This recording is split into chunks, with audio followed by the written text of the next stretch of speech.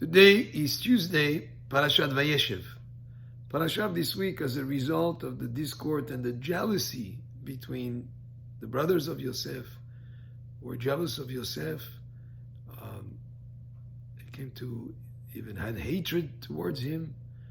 They ended up selling him as a slave to Egypt. And this is the beginning of a succession of events that will bring the family of Yaakov Avinu in Egypt and will start the first exile of the Jewish people from the land of Israel to Egypt and the decades of slavery that happened afterwards. So really here seeing the beginning of a very unfortunate succession of events that will be a very sad period for the Jewish people being enslaved in Egypt.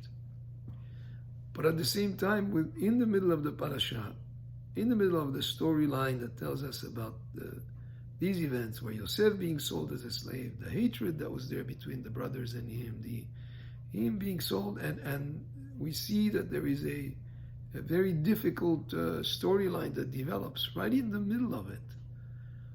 The parasha goes into an episode that seems to be in parenthesis somewhat.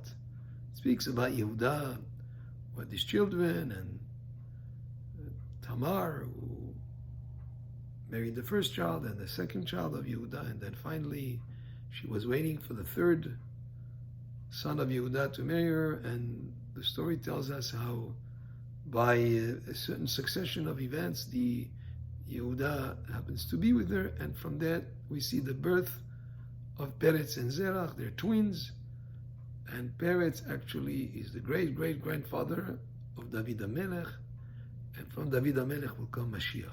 And the message here is very clear that within the adversity and the difficulty of the beginnings of the enslavement of Egypt and the exile, within the darkness, there is a very bright light that is about to shine, which is the Mashiach, who will come from David HaMelech, and David HaMelech who will, and his son, son Shlomo HaMelech, will build the Beit HaMikdash, so that we see here that no matter how difficult times are, to always have hope, because around the corner at some point or other, the salvation will happen. And very applicable to any time that we're still in exile, that Mashiach will come and the redemption will come. And that's also some of the message that is associated with Hanukkah. It's probably the darkest week in the year in terms of the time of the year.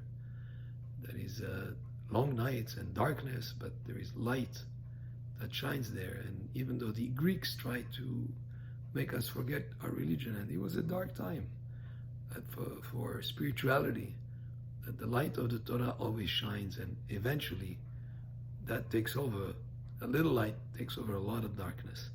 And here in the parasha that talks to us about the beginnings of the exile, we see the birth of the Davidic dynasty, from which will come the Mashiach. Baruch Adonai le'olam, amen ve'amen.